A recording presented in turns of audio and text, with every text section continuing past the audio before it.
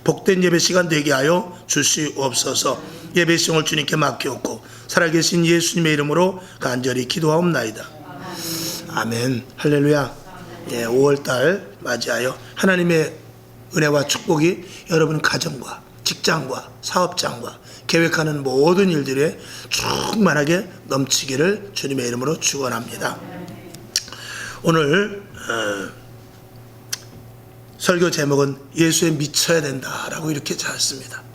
예수에 미쳐야 된다. 미친다라는 것은 사람이 헷가닥 돈다는 뜻도 있지만 어디에 도달했다, 미치다 그런 뜻. 그러니까 도달한다는 것과 어느 정도 미쳤다라는 것과 결국은 어떻게 보면 다 같은 그 일맥상통하는 바가 있습니다. 도달이 돼야죠. 완전히 미쳐버려야죠. 우리가 직장을 다녀도 그렇고 사업을 해도 그렇고 무슨 일을 해도 좀 미침성이 있어야 됩니다. 그래야 뭘 한 가지를 해내지 미치지 않고 그냥 되는 대로 이렇게 반반 50% 60% 이렇게 해서는 어떤 일도 이루어질 수가 없겠죠. 100% 완전히 올인을 해야 무슨 일이 이루어지질 않겠습니까? 오늘 5월 첫 주일 이제 대개 보면은 오늘은 이제 어린이 주일, 그리고 다음 주일은 이제 어버이 주일 등등 이렇게 해서 5월달 가정의 달로 하여 나갑니다만, 우리는 이제 내일부터는 아마 방역이 거의 다 해제되는 걸로 알고 있고 야외 마스크도 쓰니 안 쓰니 그런 말이 지금 있습니다만, 그런 일들 속에서 우리는 가정의 달 5월달 동안 이제 제가 하나님의 말씀을 가정의 달에 준해서 말씀을 드리겠습니다만, 이제 방역이 해제되고 그리고 우리들은 가정의 달 5월달 동안 가정의 달 말씀을 선포하면 됩니다.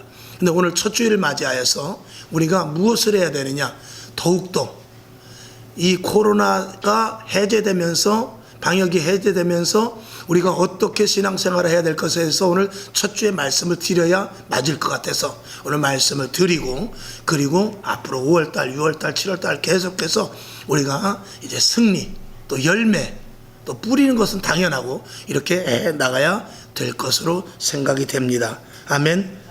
그래서 오늘은 예수에 미치는 자가 되는데, 이전에 우리가 코로나 이전에 그 신앙 가지고는 안 된단 말입니다.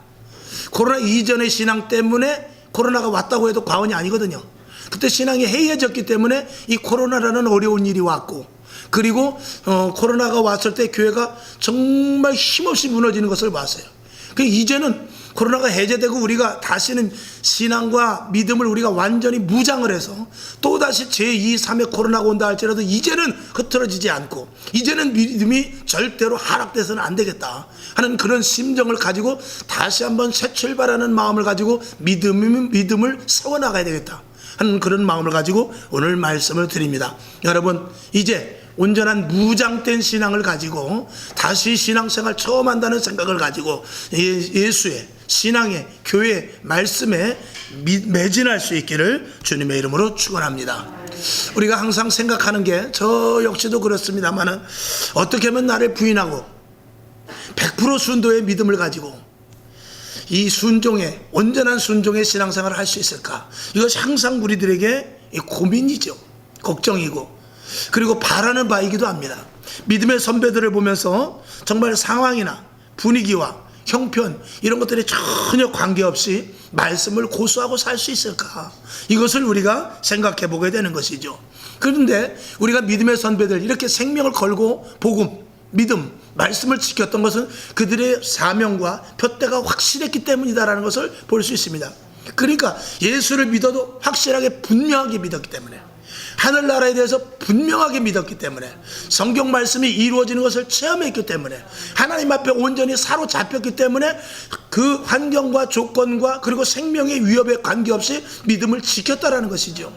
그러면 우리들도 어떻게 해야 됩니까? 하나님 말씀을 지키기를 원합니다. 말씀대로 살기를 원합니다. 또다시 제2, 3의 코로나가 온다 할지라도 믿음을 지켜서 하나님의 자녀답게 살기를 원합니다. 이렇게 기도하기 전에 하나님 나를 붙잡아 주시옵소서. 내가 어떻게 하면 하나님 앞에 더 붙잡힌 바 되겠습니까? 하면서 이제 뒤에 결론이 나오겠습니다만, 온전한 하나님의 사람, 성령의 사람이 되지 않으면 또다시 이런 위기가 왔을 때 우리는 또다시 믿음이 희석되고 그리고 세상으로 떨궈져 나갈 수도 있다는 것이죠. 여러분에게 철저한 신앙과 확고한 믿음을 가질 수 있는 목표와 사명이 분명할 수 있기를 주님의 이름으로 축원합니다. 아빠, 엄마, 부모들이 본인의 자리가 있습니다. 가정에서 아빠가 아빠 역할을 못하면 무너지는 거예요. 엄마가 엄마 역할을 못하면 자녀들이 제대로 자라나질 못합니다. 그렇지 않겠습니까? 그것과 마찬가지로 공직자들도 마찬가지입니다. 공무원이면 공무원, 경찰관이면 경찰, 대통령이면 대통령, 이 자기 위치를 분명하게 그 원칙이 있거든요. 그 원칙에서 벗어나지 않으면 되는 것입니다. 우리 목회자로서의 원칙이 있고 성도들로서의 원칙이 있습니다. 이런 것들을 그대로 지켜나가게 되면은 이 목표에 대해서 뚜렷해지고, 그리고 사명에 대해서 더욱더 소명과 사명감을 분명하게 갖게 돼야 될 것입니다. 여러분에게 성도의 최종 목표는 그래서 뭐냐? 하나님의 은혜로 성령 충만하여서 초대교회와 같이 든든한 교회를 세워나가는 것, 이것이 우리들에게 주신 지상 최고의 목표인 줄로 믿습니다. 그래서 든든한 교회, 요동치 않는 교회, 하나님의 성령의 역사가 나타나는 교회, 기적과 표적이 일어나서 초대교회와 같이 정말 왕성한 하나님의 일들이 생성되고 그리고 나타나는 그런 교회로 만들어가는 것, 그런 교회가 되어야 되는데, 그런 교회를 계속해서 만들어가면서 세워가면서 유지해가면서 주님 오시는 그날까지 가야 된단 말이죠. 그러기 위해서는 나 혼자 대로는 되지 않고, 이제 5월달에 믿음의 유산, 믿음에 대해서도 말씀을 드리겠습니다만, 그 믿음의 대를 분명히 이어줄 수 있어야 돼요. 2000년 전에 초대교회에 뜨거웠던 그 성령의 역사가 지금까지 있기 위해서 많은 선배들이 순교를 했습니다. 많은 사람들이 이 복음을 위해서 생명을 걸었단 말이죠. 그냥 자기만 잘 믿으면 되고 그랬으면 복음은 오늘까지 내려오지 않았을 것입니다. 근데 그들이 생명을 걸고 복음을 지켰고 교회를 지켰고 생명과 같이 하나님의 말씀을 지켰기 때문에 오늘 우리에게까지 이 복음이 그대로 오게 된 줄로 믿습니다. 그래서 교회는 언제까지 유지되느냐? 주님 오시는 그날까지 교회는 유지됩니다. 교회가 만약에 없어진다, 이 땅에 교회가 없어진다면 하나님은 이 땅에 소망을 발견할 곳이 없기 때문에 그때는 종말입니다. 그때는 주님이 오시는 거예요. 그러니까 주님 오시기 전까지, 주님 오시는 그날까지 교회는 존재된다. 왜? 우편의 강도와 마찬가지로 지금 내일 주님이 오시면 오늘까지라도 구원받을 사람이 있기 때문에 그래요. 그렇기 때문에 주님 오시는 그날까지 교회가 존재되고 유지되는데, 그렇게 되기 위해서 저와 여러분이 교회를 계속해서 온전하게, 변형된 교회가 아니라, 탈교회가 아니라 정말 온전한 하나님이 기뻐하시는 교회로 계속해서 세워나가야 된다라는 것이 저와 여러분 이 시대의 사명이라는 것을 분명히 믿어야 될 것입니다. 자, 사도행전 1장 8절을 한번 보겠습니다. 오늘도 좀 읽을 것이 꽤 됩니다만, 자, 사도행전 1장 8절을 봅니다. 시작. 오직 성령이 너희에게 임하시면 너희가 권능을 받고 예루살렘과 온 유다와 사마리아와 땅끝까지 이르러 내 증인이 되리라 하시니라. 아멘. 여기서 내 증인이라는 말이 나옵니다. 증인은 본 걸 그대로 이야기하는 것입니다. 우리가 증인이 된다는 것은 2000년 전에 예수님께서 하셨던 그 일을 그대로 우리가 재현해내는 것입니다. 이게 증인된 삶인 것입니다. 그것이 바로 이 교회에서 해야 될 일이거든요. 그래서 하나님께서는 이 땅의 교회를 예수님의 몸이라고 그랬어요. 그것은 이 땅의 몸이라고 굳이 말한 것은 2000년 전에 예수님께서 하셨던 그 일을 성도들과 더불어서 성령님께서 감독자가 되셔서 그 일을 그대로 하라고 명령하신 그런 것입니다. 그래서 교회는 예수님의 몸이요, 예수님이 머리 되시고 우리가 지체가 되어서 2000년 전에 하셨던 예수님의 일을 그대로 하는 것이 바로 이 교회인데, 거기서 흐트러지면 안 된단 말입니다. 흐트러지지 않기 위해서 반드시 이 말씀대로 이행해야 되는데, 말씀대로 이행되기 위해서는 성령님의 도우심이 필요하다라는 것이죠. 그래서 주보에도 있습니다만, 교회는 주님 오시는 날까지 바르게 세워져 있어야 되고, 그 다음에 두 번째 보면 교회가 변질되지 않는 것, 이것이 사명이며 성령의 사람들이 해야 될 일인 것입니다. 그래서 그 일에 대해서 교회가 온전히 세워나가는 데 있어서 분명한 것은 성령의 충만함이란 말이죠. 성령님이 교회에서 역사해야 된단 말이죠. 성령님이 거리가 멀어지면 교회는 사람의 교회가 됩니다. 이 땅에 한 건물밖에 되지 않습니다. 하나님의 기관이 아니라 세상의 기관, 거기서 뭐 별것을 다 할 수 있지만, 좋은 일, 바른 일을 할 수 있지만 그건 하나님과 관계없는 일이 될 수도 있다는 것이죠. 요한복음 15장 26절을 보겠습니다. 시작. 내가 아버지께로서 너희에게 보낼 보혜사, 곧 아버지께로서 나오시는 진리의 성령이 오실 때 그가 나를 증거하실 것이요. 아멘. 그 성령 충만하지 않으면 하나님의 뜻, 의도를 모르죠. 그렇기 때문에 교회를 내 생각과 내 계획대로 끌고 갈 수 있습니다. 자기의 마인드대로 끌고 가는 것이죠. 목회자의 마인드대로. 그리고 성도들 가운데 좀 똑똑하고 잘하는 성도가 있으면 그 성도를 따라갈 수밖에 없습니다. 그거는 절대적인 성령의 인도하심의 교회가 아니라 사람의 교회가 되는 것입니다. 그런 교회는 성령님께서 역사하시지 않기 때문에 하나님께서 교회의 가치를 세워줄 수가 없게 되는 것이죠. 그러니까 성령의 조명이 없이, 예를 들어서 이 성경 말씀만 가지고도 교회를 세워나갈 수 있습니다. 그러나 성령의 조명을 받지 않으면, 제가 1000번도 더 말씀을 드렸습니다만, 이단도 이 성경 가지고 하는 거예요. 이단도 이 성경을 가지고 자기 자의대로 마음대로 푸는 것입니다. 무엇으로 풉니까? 자기의 지식과 자기의 지혜로 푸는 것이죠. 그래가지고 결국은 자기 마음대로 성경을 해석해 나가는 것이죠. 성령의 전혀 조명을 받지 않고, 그러니까 문선명이가, 그러니까 신천지 이만희가 예수가 되는 것입니다. 이 성경을 얼마든지 그렇게 풀 수가 있단 말이죠. 제가 늘 말씀을 드리지 않습니까? 아버지 가방에 들어가신다가 되는 거예요. 할머니 가죽을 먹는다가 되는 것입니다. 얼마든지 그렇게 풀고, 또 미혹의 영에 이끌려 가면은요, 그 말씀이 그대로 믿어져 버려요. 그래서 그런가 하고 거기에 사람이 몰리게 되는 것이죠. 아, 할머니가 죽을 먹는 것이 아니라 할머니가 가죽을 먹는 기적이었구나, 이렇게 생각을 한단 말이죠. 그러니까 성령의 조명을 받지 못하는 교회는 이미 교회로서의 가치는 하나님과 전혀 관계없는 가치가 떨어지는 교회가 되는 것이지요. 자, 그래서 성경을 공부하는 것이 중요한 것이 아니라 성경은 성령의 조명을 받는 것이 중요하다는 것이죠. 자, 마가복음 3장 28절 29절을 보죠. 시작. 내가 진실로 너희에게 이르노니 사람의 모든 죄와 무릇 회방하는 회방은 사하심을 얻는데요. 29절. 누구든지 그러나 성령을 회방하는 자는 사하심을 영원히 얻지 못하고 그 영원한 죄에 처하느니라. 아멘. 그러니까 성령님께서 조명하는 대로 말씀이 조명되지 않으면 결국 그것이 성령 괴병죄가 될 수 있는 것 아니겠습니까? 성령님께서는 하나님의 말씀을 이렇게 의도했는데 그걸 사람이 다 차의로 풀어버리면 하나님의 말씀과 전혀 관계없기 때문에 그 사람들은 갈 곳은 한 군데밖에 없는 것 아니겠습니까? 여러분, 하나님의 말씀은 반드시 성령으로 조명되고, 그리고 주의 종이 성경 말씀을 풀고 성경 말씀을 선포할 때는 성령의 힘입어 써야 될 줄로 믿고, 여러분 안에 성령이 계신 자들은, 성령이 내 안에 충만한 자들은 그 말씀이 서로 교통이 되어서 그 말씀을 아멘으로 얼마든지 받아들일 수 있을 것입니다. 그 다음에 세 번째 보게 되면, 교회가 충만하면 세상이 감히 건드리지 못한다고 그랬어요. 여러분, 초대교회는 사람들이 두려워했고 한편으로는 칭송을 했다고 그랬어요. 사도행전 2장 3장 4장 쭉 보게 되면 그렇습니다. 그거는 뭐냐면 교회 가치가 분명했기 때문에 그래요. 사도행전 2장 43절을 보겠습니다. 시작. 사람마다 두려워하는데 사도들로 인하여 기사와 표적이 많이 나타났다고 그랬어요.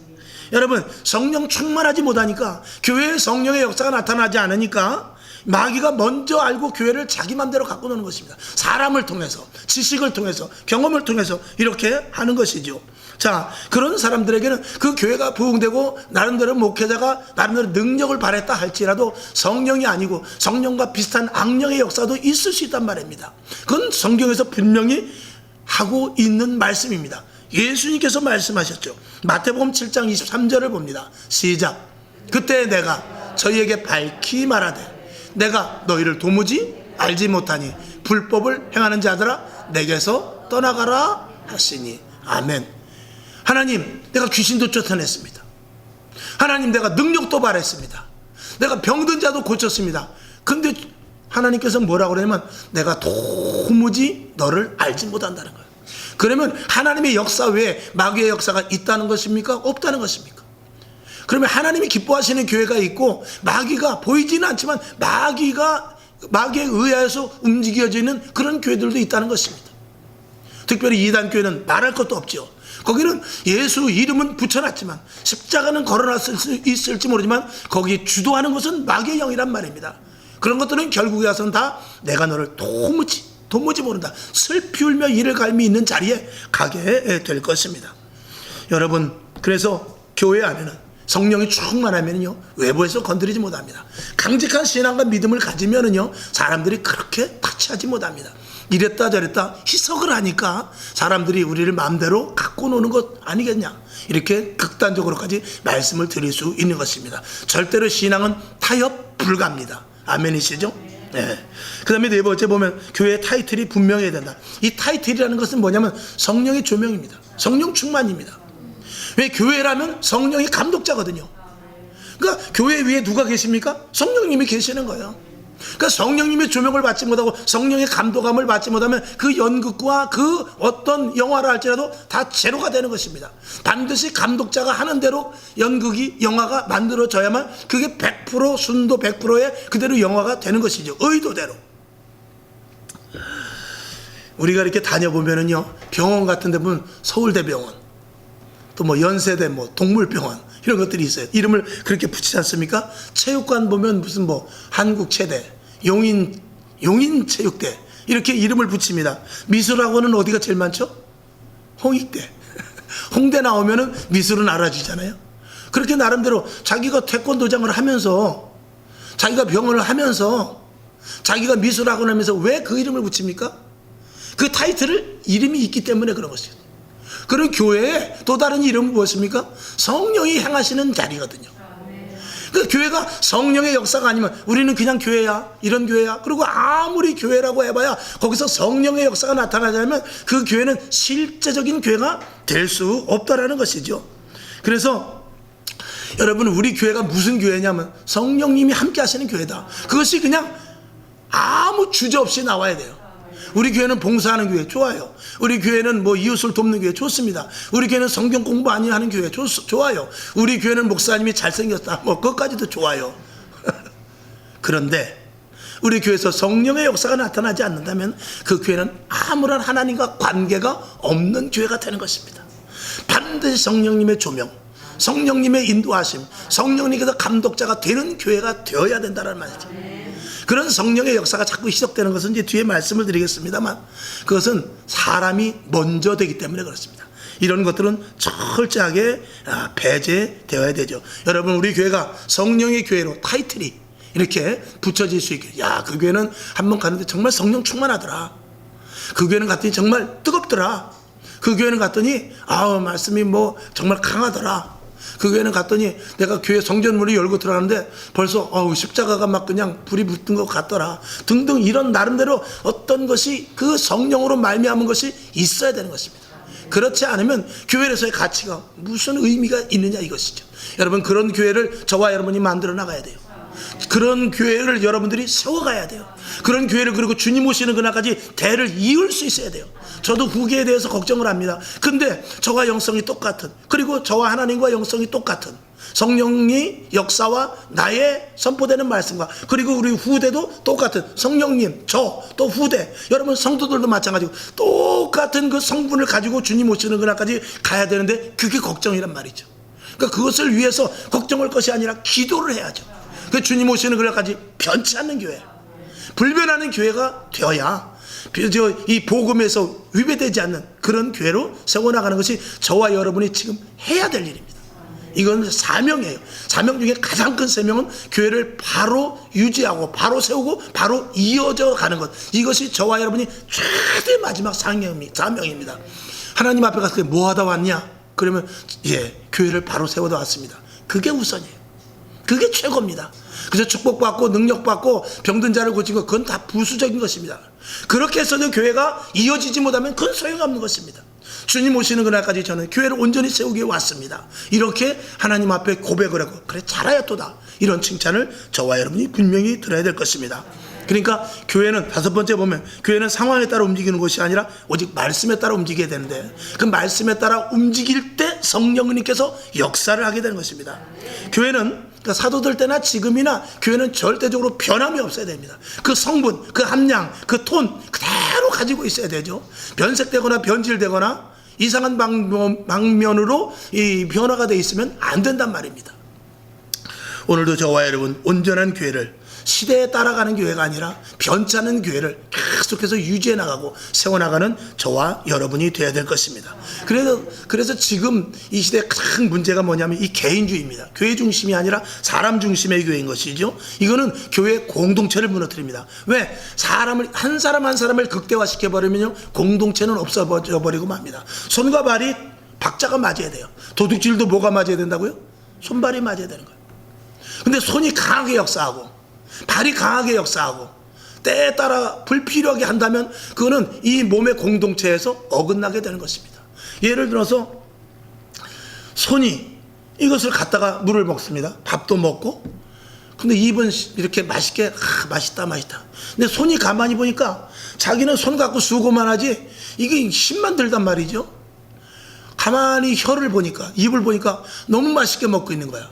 그러니까 이 손이 성질이 나가지고 나 이제 안 해. 그리고 이제 머릿속에서 명령을 합니다. 야, 먹을 것을, 손아, 먹을 것을 가서 입에 넣어줘라. 나 입 좋아하는 꼴 못 봐서 못 갖다 줘.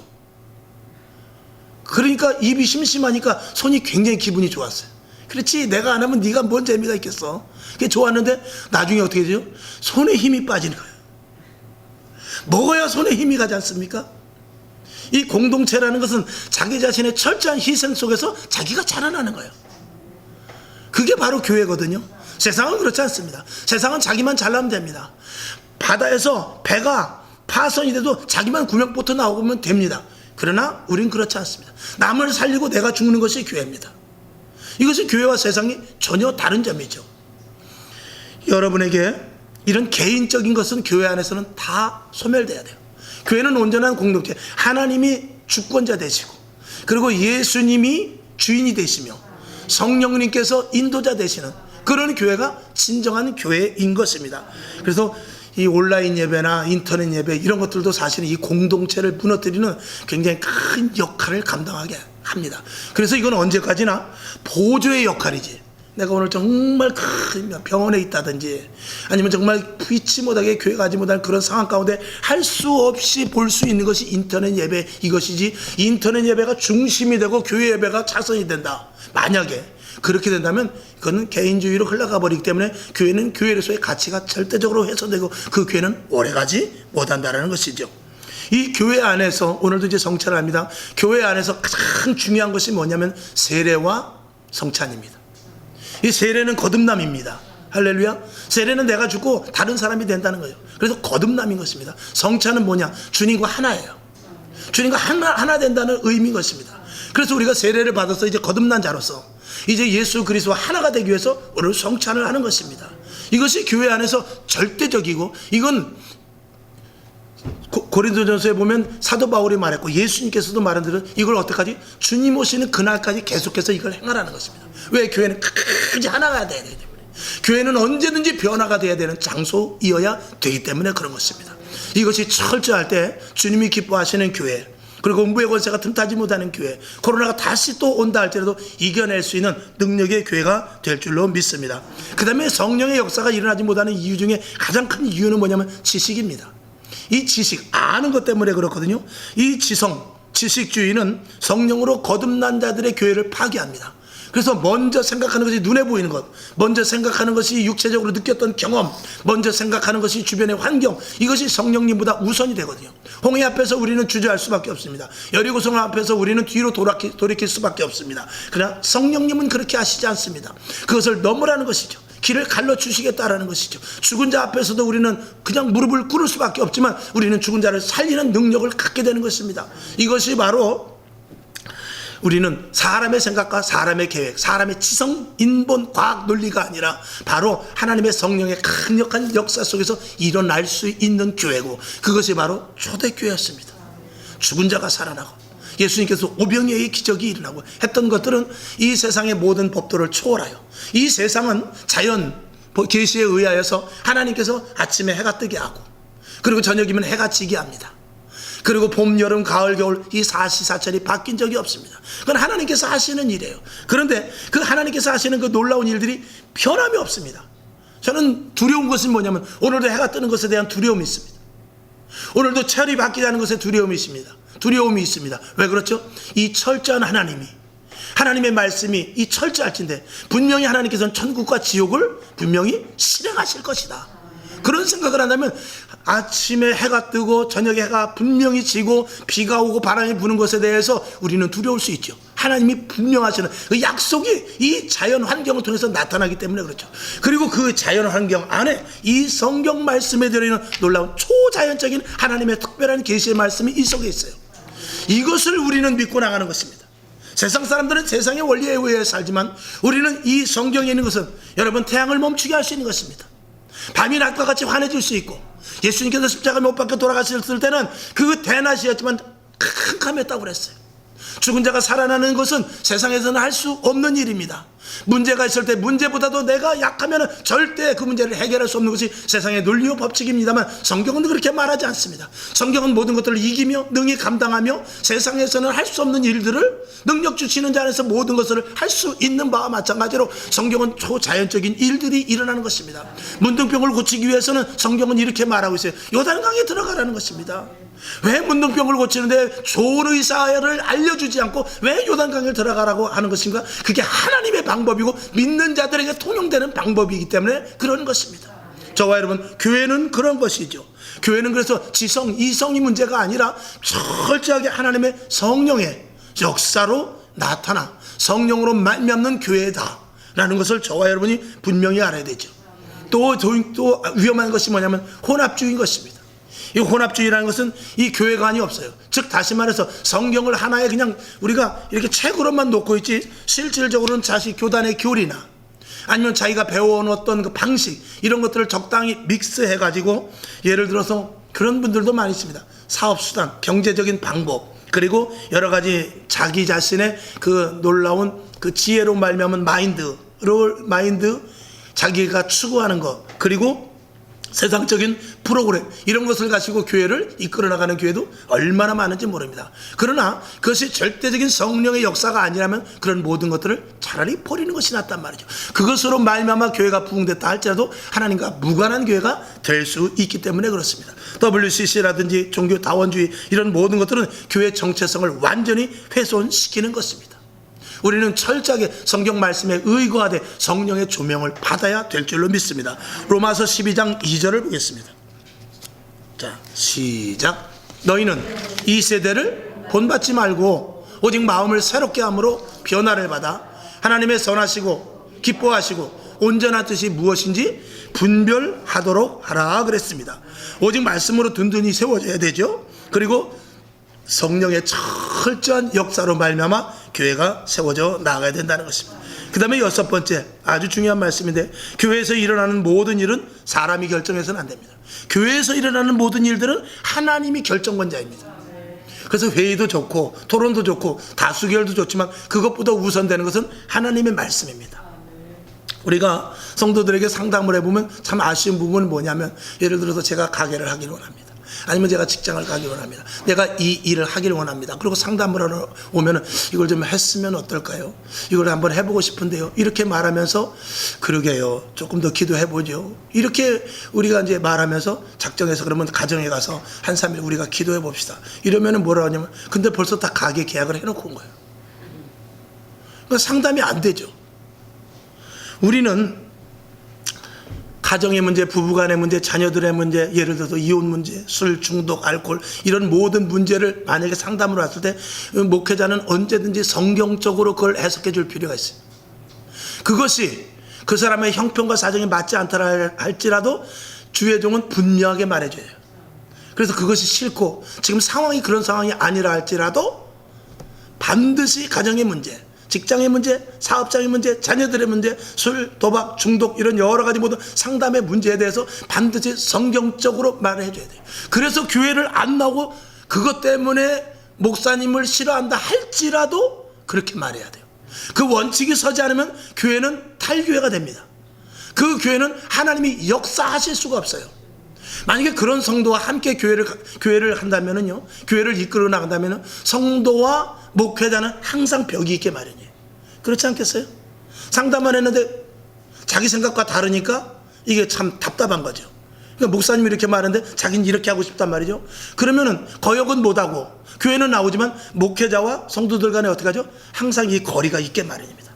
그래서 가까이 하려 하지 않고 더 접근적으로 해서 한 걸음 한 걸음 믿음과 신앙 안에 들어서 성령의 역사를 체험해야 되는데 결국은 기적도 나타나지 않고 표적도 나타나지 않고 신앙생활을 수십 년 한다 할 때도 하나님을 만나지도 못하는 거예요. 이건 굉장히 중요합니다. 철저하게 하나님의 말씀대로 상담을 해줘야 되고 하나님의 말씀이라면 그걸 듣고 그대로 순종해야 돼요. 근데 자기 생각이 있고 반신반의하고 또 목회자도 그거를 반 정도 이렇게 이해가 납득이 가끔 설득적으로 하고 이 성경 말씀을 분명하게 말하지 않으면 성도와 목회자는 항상 벽이 있게 마련이에요. 벽이 생기게 마련이고 결국은 그런 교회에서는 성도들도 기적 한번 체험하지 못합니다. 목회자의 말씀에 선포의 권위가 없어지게 되는 것입니다. 그러면 그 교회는 이미 탈교회가 되기 때문에 평생 주님 한번 만나지 못하는 성도로 만들어 놓고 마는 것입니다. 그러니까 그것이 싫어도 하나님의 결정이라면 순종을 할 수 있어야 돼요. 그러니까 교회에 어떤 행사가 있다든지 교회에 일이 있다든지 아니면 마음의 감동이 올 때는 즉시 그 뜻대로 행해야만 하나님께서 일을 하실 수가 있단 말이죠. 오늘도 예배 나오지 못한 분들도 있습니다만 안타깝죠. 그럼에도 불구하고 생명을 걸고 내가 기어서라도 한다 할 때 그래야 하나님이 좀 한번 기적을 일으키지 않을 것입니까? 근데 힘들어서 못 오면 하나님께서 그래 그러고 놔둘 수 있는 것입니다. 그것을 끝까지 어기고 나는 하나님의 말씀을 따르려 했을 때는 하나님이 보시기에도 쟤 저렇게 하면 안 되는데 저건 좀 무리 같은데 그래야 하나님이 개입을 하지 않느냐 이 말입니다. 이런 역사가 진정한 초대교회 역사는 초대교회에서는 일어났으며 지금도 그런 일들이 기적이 일어나고 표적이 나타나고 하나님의 놀라운 역사가 나타나기 위해서는 말씀으로 말미암은 성도와 교회가 성도와 목회자가 하나가 될 수 있어야 된다. 이건 분명한 것이죠. 자, 그 다음에 7번째 보면 교회, 세상, 풍속, 문화, 철학, 사상 등 이단 종교가 들어오면 변질된다. 위하고 비슷한 말씀이지만 교회의 문턱을 낮추다가 잘못하면 교회가 세상의 문화나 방식이 들어오게 됩니다. 그래서 이게 교회인지 세상인지 알 수가 없게 됩니다. 저는 이제 그런 것들을 많이 봅니다. 도대체 이게 요양원인지 교회인지 아니면 카페인지 교회인지 유치원인지 교회인지 이게 목회자가 상담만 하는 사람인지 진짜 목회자인지 이런 것들도 이분은 병 고치는 사람인가 진짜 목회자인가 이런 것들도 분별하지 못할 수가 있다는 것이죠. 그래서 교회가 이게 친목단체인지 친목을 위해서 늘 웃고는 있습니다만 그 친목이 좋아서 웃는 것인지 아니면 성령으로 말미암아 기쁘고 즐거워서 웃는 것인지 모르는 그런 교회들이 있을 수 있단 말입니다. 이런 교회는 하나님께서 그 교회를 통하여 쓰실 수가 분명히 없게 되는 것이죠. 여러분 교회가 제가 항상 말씀을 드리지만 교회가 클래식 연주하는 클래식 연주장만 또 못해서는 안 됩니다. 클래식 연주하는 곳에 반바지 입고도 들어가지 못합니다. 쓰레빠 신고 들어가지 못합니다. 근데 교회가 세상 것 마음대로 이래서요 저래서요 핑계를 대는 것을 다 교회에서 받아준다면 교회는 실질적으로 온전히 든든해서 가는 하나님이 역사하는 교회는 될 수 없단 말입니다. 하나님의 말씀이 반드시 입각해야 돼요. 그래서 제가 항상 말씀을 드리다 공의가 우선입니다. 은혜는 나중이란 말입니다. 하나님의 공의 아래 은혜가 있단 말이죠. 근데 공의를 무시하면 그 은혜 가운데 있으면 하나님의 공의가 없기 때문에 절대로 아무런 일도 일어나지 않게 되는 것이죠. 자, 그 다음에 8번째 보면 교회는 이동신자보다 새신자가 더 많아져야 된다. 이제 앞으로 우리 교회가 요즘 코로나 때문에 좀 주춤해졌지만 점점 전도 이전보다 전도하는 강도가 더 세워져야 될 줄로 믿습니다. 이전에 교회 부흥회 보면은 그전에 이제 통계학자들이 신학자들이 통계한 것을 보면은 수평 이동이 많았습니다. 그래서 저희 교회도 그런 아픔이 있었어요. 교회 신자들이 와서 성도가 좀 커지면은요, 목사님, 우리 애들은 좀 큰 교회 보냈으면 좋겠습니다. 왜요? 거기 가서 좀 배울 게 있었어요. 그리고 자기도 하나님, 목사님, 제가 아무래도 교회를 옮겨야 될 것 같습니다. 왜 그러죠? 거기 가야 좀 배울 게 있습니다. 이래가지고 떠난 분들이 얼마나 많은지 몰라요. 뭘 배울지는 모르겠습니다. 그러나 성령의 조명을 받지 않고 성령 안에서 자기가 좀 하지. 자기가 좀 작은 것이라도 작은 달란트 가지고 자기가 하면 되는데 가서 뭘 얼마까지 배워. 오늘 배우러 갔다가 주님 오시면 본 교회에서 자기가 가진 작은 것 갖고 그 교회에서 한 것만 못하지 않습니까? 그런 부분들, 작은 교회를 세워나가는 일에 대해서 이제는 더욱더 매진해야 되다. 큰 교회에서도 그동안도 많이 그런 일들을 했습니다만 지금 큰 교회에서 사실은 작은 교회들을 많이 도와줘야 됩니다. 그래서 월세도 못 내가지고 수도세도 못 내고 월세를 10달 동안 6개월 동안 밀린 교회들이 지금 얼마나 많은지 모릅니다. 그런 교회들 펑펑 돈 쓸 것이 아니라 해외여행 가고 남녀전도에 휩쓸려서 하루 1박 2일 갈 것이 아니라 그런 교회들을 도와줘야 돼요. 우리도 그래서 어쨌든 간에 이제 전도하는 데 있어서 첫째는 이제 새신자들도 해야 되고, 우리는 투 트랙으로 가야 돼요. 새신자 구원과 그리고 시험에 들고 이탈된 자들 함께 똑같이 투 트랙으로 가서 모두가 다 다시 교회 안으로 회복될 수 있는 이런 전도 방향이 우리에게 필요하다라고 말씀을 드릴 수 있습니다. 그 다음에 9번째, 교회는 절대적으로 성경의 말씀이 이루어지는 것을 경험해야 됩니다. 하나님의 말씀이 경험하는 것들이 간증으로 나타나야 돼요. 우리 여기 이경호 권사님 계시지만 참 많은 간증이 있어요. 책으로 우리 원로 목사님께서 써내라고 안 그래요? 쓰면 아마 적어도 한 100페이지 정도는 나올 것입니다. 고생 많이 했어요. 그 증거가 있고 지금도 많은 증거들이 있습니다. 그 매일매일 기도하러 오는 이유가 있어요. 그렇게 힘들어도요, 그렇게 힘들고 비가 오고 그래도 와서 졸더라도 와서 기도하러 오는 거예요. 왜 그렇죠? 기도하지 않으면 하나님께서 일을 멈추실까봐, 하나님께서 하시는 일을 멈추실까봐, 그게 참 안타까운 것이죠. 그리고 하나님이 주실 기쁨과 소망을 기대하는 것들이 멈춰질까봐 계속 기도하는 것입니다. 이것이 바로 하나님의 말씀이 이루어지는 것을 경험하는 교회가 되는 것입니다. 하나님의 말씀은 그렇습니다. 히브리서 4장 11절을 보죠. 12절 시작.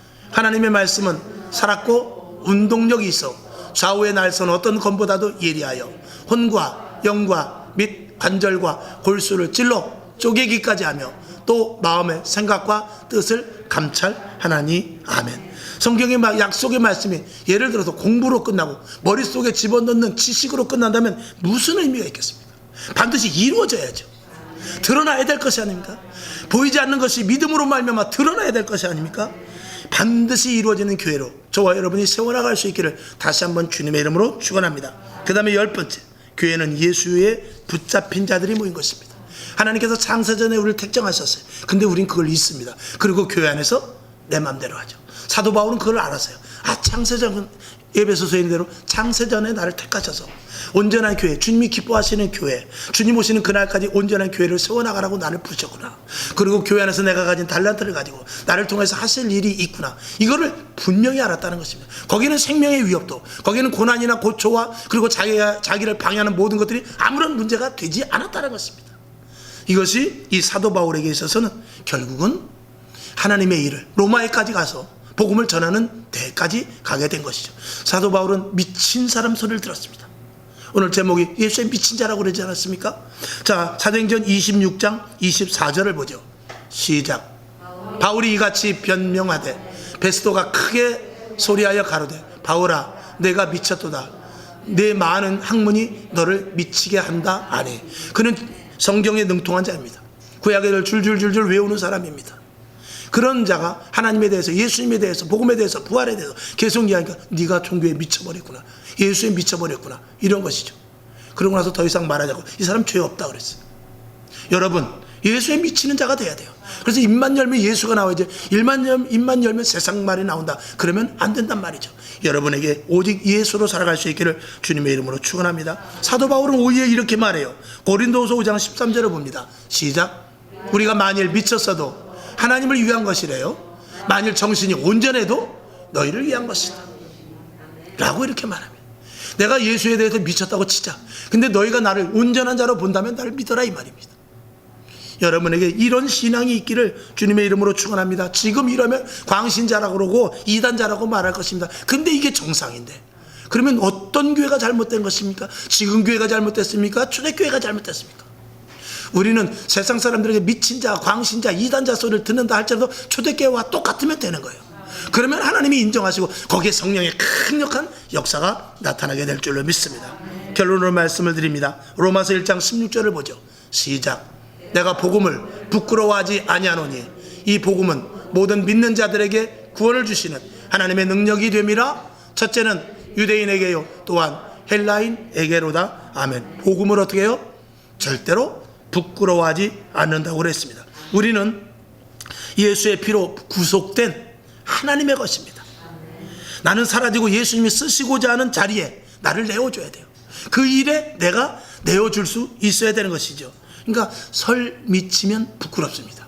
창피할 수 있습니다. 근데 완전히 미치면 머리에 꽃을 꽂아도 하나도 창피하지 않단 말입니다. 여러분, 웃으면서, 미치면 웃으면서 전도할 수 있어요. 뺨을 맞으면서 전도할 수 있단 말이죠. 핍박이 두렵지 않단 말이죠. 여기까지 가면 누가 기뻐하겠습니까? 누가 싫어하겠습니까? 당연히 마귀가 싫어하고 하나님이 기뻐하시고 누가 책임지겠습니까? 하나님이 책임질 줄로 믿습니다. 이제 코로나 해제가 됐습니다. 이 땅에서 생명이 보유된 최고의 가치 있는 이 복음을 전하는 일에 저와 여러분이 주님 앞에 붙잡혀서 이 일을 감당하는 그런 하나님의 사명자들 다 될 수 있기를 주님의 이름으로 축원합니다. 기도하겠습니다. 하나님 아버지 감사합니다. 하나님의 말씀에 따라 사는 자, 하나님의 능력이 나타날 것입니다. 하나님의 말씀을 못 믿는 자, 거역하는 자, 불평과 불만이 있는 이들에게는 하나님께서